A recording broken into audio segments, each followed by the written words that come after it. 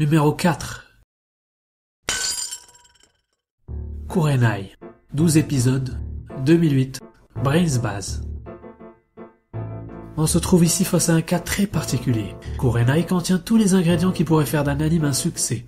Je comprends pourtant pas pourquoi il n'est mais vraiment pas du tout connu. Dès que je demande « T'as vu Kurenai ?» on me répond souvent « Ouais, enfin, pas vraiment, elle n'apparaît pas du tout ces derniers temps. » Je comprends alors qu'on ne parle pas vraiment de la même chose. Alors Kurenai est un anime, dont l'histoire s'articule autour d'un lycéen de 16 ans appelé Kurenai, Shinkuro, et dont la spécialité est le règlement de litiges entre personnes.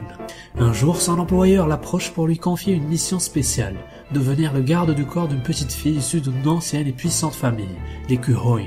Enfin, soyons sérieux les gens, même son synopsis donne envie, non?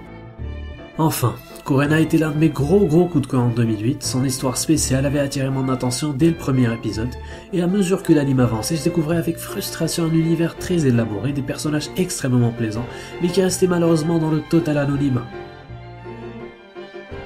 Alors l'histoire justement arrive à mixer avec une facilité déconcertante pas mal de genres, un peu comme Natsume Yujincho, la tranche de vie et comédie avec la confrontation entre les deux mondes, celui de cette petite princesse qui paraît arriver de quelques siècles auparavant, et celui de Kurenai qui incarne la dure et impitoyable réalité. Le protagoniste est souvent au cœur de drôles de quiproquos avec la petite, sa camarade de lycée qui lui fait constamment des avances, et ses deux voisines complètement frappées. Les équivoques qui s'ensuivent sont extrêmement plaisantes à défaut d'être hilarantes.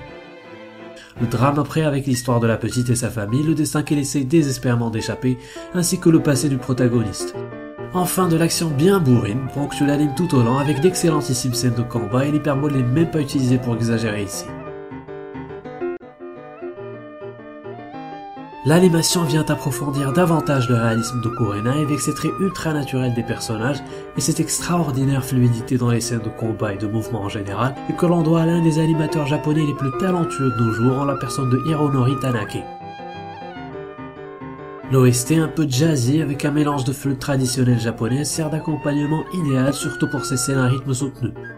Alors si rien de tout ça ne vous donne envie, c'est que j'y peux rien pour vous, j'aurais essayé. Le seul reproche que l'on peut faire à Kurenai cependant est que l'on reste sur sa fin à sa fin. 12 épisodes c'est beaucoup trop peu pour un univers aussi riche. D'ailleurs ce format de 12 épisodes devrait être banni selon moi car il ne porte que préjudice à l'histoire quelle qu'elle soit. Tout cela étant dit, Kurenai est un délicieux petit bout d'animation à consommer sans retenue. Je ne peux pas le recommander plus. Numéro 3. L'Odyssée de Kino, ou Kino no Tabi. 13 épisodes, 2003, ACGT Studio. Ce que nous sommes est le résultat de ce que nous avons pensé. C'est dit de ces conneries les philosophes. Mais au fait, vous aimez la philo? Vous savez ce genre de discours pontifiant sur les origines de l'homme et de la vie, la contemplation de l'univers, blablabla. Ça m'a toujours flanqué de ces coups de barre, ce genre de truc. Non, moi ce que j'aime c'est l'action, la bastonnade bien virile. Wouhou! Vas-y, Shigun pote-lui le cul à ce holo de TK que lui la fasse! Dans l'Odyssée de Kino, il y a malheureusement pas ça. Il y a de la philo. Enfin, quand je dis pas ça, il y en a mais à petite dose. Le voir était pourtant l'une des meilleures choses qui me soit arrivée. J'en suis sorti changé, ça a changé ma façon de voir les choses.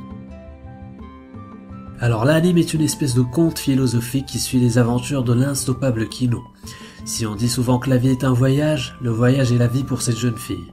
En compagnie de sa moto parlante Hermès, elle explore un monde constitué de petits pays en forme de ville. Chaque épisode est l'occasion pour l'héroïne de visiter un ou plusieurs de ces pays, découvrant leur mode de vie, leur fonctionnement et leurs traditions. La spécificité de chaque pays devient alors l'allégorie d'un aspect de notre monde. L'anime parvient ce faisant à soulever tout un tas de questions existentielles. Par exemple, que se passerait-il si le niveau de technologie avance tellement que plus aucun travail ou effort n'est nécessaire à faire pour l'homme? Ou encore, que feriez-vous si vous étiez en voyage dans une contrée enneigée où il n'y a personne et que vous tombiez sur 3 hommes très suspects mais mourant de faim? Les laisseriez-vous à leur sort ayant peur pour votre vie? Ou les sauveriez-vous et vous verrez après? Ils pourraient être des gens bien après tout. Alors on peut dire sans risque de se fourvoyer que l'Odyssée de Kino est l'un des animes les plus uniques dans le vaste univers de la Japanimation. Unique d'abord de par le concept de son histoire, mais aussi de par les thèmes qu'il traite et les personnages qu'il dévoile.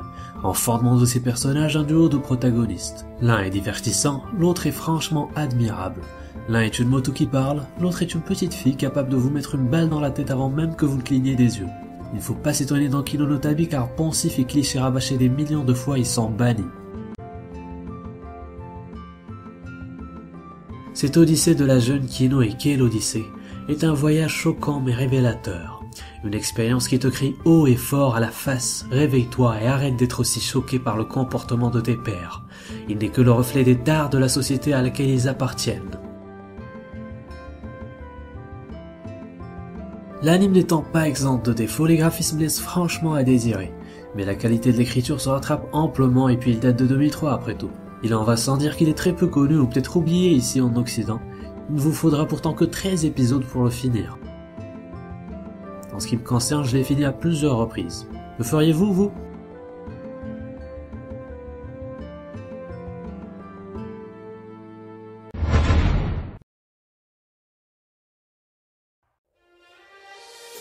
La deuxième place de ce podium revient à une série de films plus ou moins connus. J'ai décidé de les mettre dans ce classement parce qu'ils méritent selon moi beaucoup plus de renommée qu'ils n'en ont. Alors si vous ne l'avez pas déjà deviné, je parle bien sûr de Kara no Kyokai. 7 films, 2007-2010, Ufotable.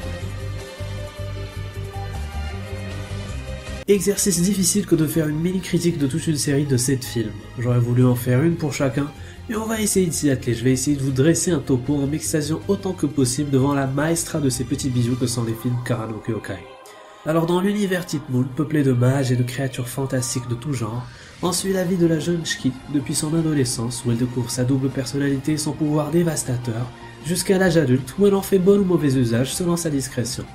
Alors vous devez être avisé avant tout de l'extrême violence de certaines scènes crues, voire gore, viols, démembrements et mutilations sont au rendez-vous, vous êtes prévenus. Alors la narration dans Kara no Kyokai est un peu à contre-pied de ce qui se fait d'ordinaire. Chaque film/épisode nous est présenté sous forme d'une affaire ou enquête menée par Shiki ou l'un de ses acolytes Aozaki ou Mikia. L'ensemble suit par contre une chronologie délibérément chamboulée, sûrement pour faire partager au spectateur l'impression de confusion que vit constamment la jeune fille. Vous voilà prévenu encore, Kara no Kyokai est un moyen au moins aussi efficace mais bien plus amusant que le marteau ou la batte cloutée pour vous faire sauter la cervelle. Je conseille de voir les films selon la chronologie de leur sortie, mais pour ceux qui ne veulent pas se compliquer l'esprit, la chronologie des événements commence par le film 2, ensuite le 4, le 6, puis le 1, le 3, le 5 et enfin le 7. Alors si par un quelconque hasard vous êtes à la recherche d'un anime de combat, Kara no Kyokai n'est pas votre meilleur compagnon, car ce n'en est pas le point focal.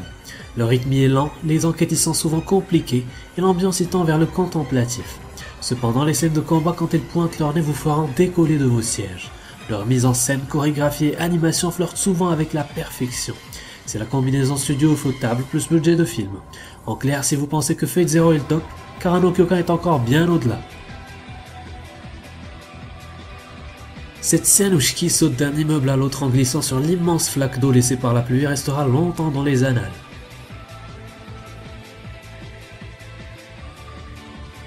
Mais au-delà des scènes de combat, chaque scène de chaque film bénéficie d'un hallucinant sens du détail, rendant chaque séquence d'une beauté à pleurer. La prouesse technique est à son summum, ce qui est finalement devenu la marque de fabrique du studio. La similarité avec Fate Zero continue avec la compositrice Yuki Kajura qui s'occupe de rythmer chaque film. Inutile de répéter que cette femme-là est dotée d'un immense talent. Ses musiques vous entrent longtemps après avoir fini cette film. Alors si vous avez vu ma critique de Fate Zero, vous savez déjà que je suis un espèce de groupie quand il s'agit de la combinaison studio Ufotable plus Yuki Kajura. Ce couple-là est décidément fait l'un pour l'autre et devrait durer pour l'éternité.